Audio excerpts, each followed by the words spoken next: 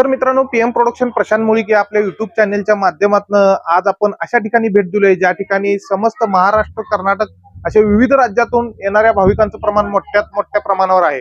तर या ठिकाणाचं नाव आहे संत परब्रह्म श्री बाळूमामा महाराजांचं हे जन्मस्थान आहे। ज्या ठिकाणी बाळूमामांचा जन्म झाला तर हे ठिकाण, तर या ठिकाणी आपण आज भेट देण्यासाठी आलोय। या ठिकाणी तुम्ही देखील भेट देऊ शकता। कर्नाटकातील बेळगाव जिल्ह्यातील निपाणी तालुक्यात असणाऱ्या या अक्कोळगावी महाराजांचं हे जन्मस्थान आहे। चला आतून संपूर्ण आपण माहिती घेऊ आणि जे बाळूमामांचं जन्मस्थान आहे त्या ठिकाणचं संपूर्ण आपण आता दर्शन घेऊ। चला।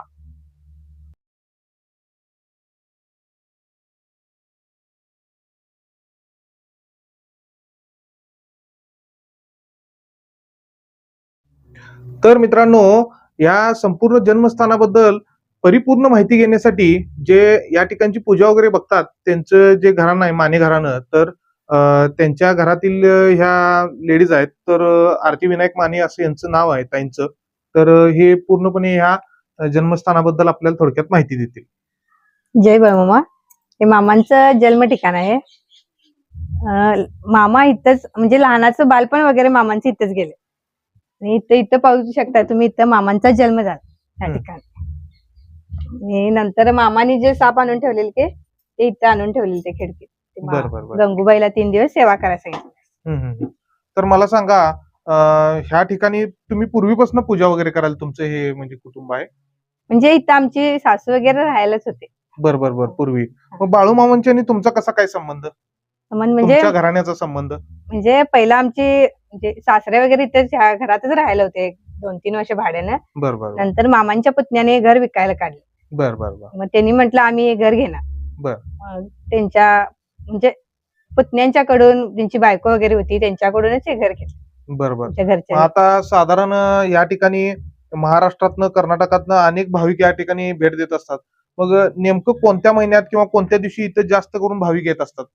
जास्त म्हणजे अमावस्येला भरपूर गर्दी असते। त्यानंतर मामांचा वार रविवार त्या दिवशी सुद्धा गर्दी असते। पौर्णिमेला म्हणा भरपूर गर्दी असते। या ठिकाणी उत्सव यात्रा वगैरे काय भरवली जाते का? मामांचा जन्मकाळ मोठ्या प्रमाणात साजरा करतात। बरोबर।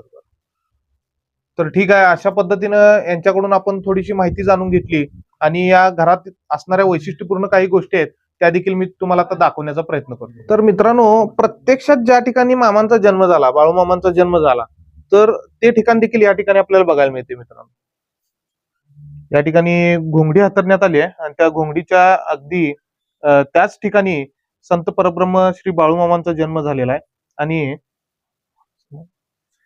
त्यानंतर बाळूमामांनी साप आणून ठेवला होता ते देखील ठिकाण या ठिकाणी आपल्याला बघायला मिळते। त्या ठिकाणी नागदेवतीची प्रतिमा आपल्याला बसवलेली बघायला मिळते।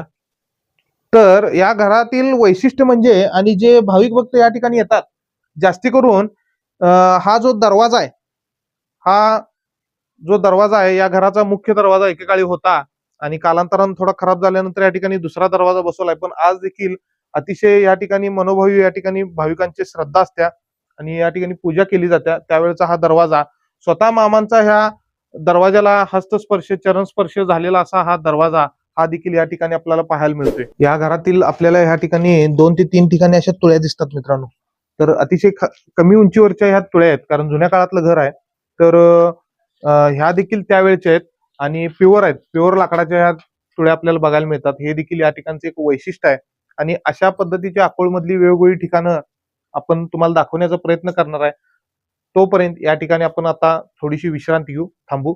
धन्यवाद। जय बाळूमामा।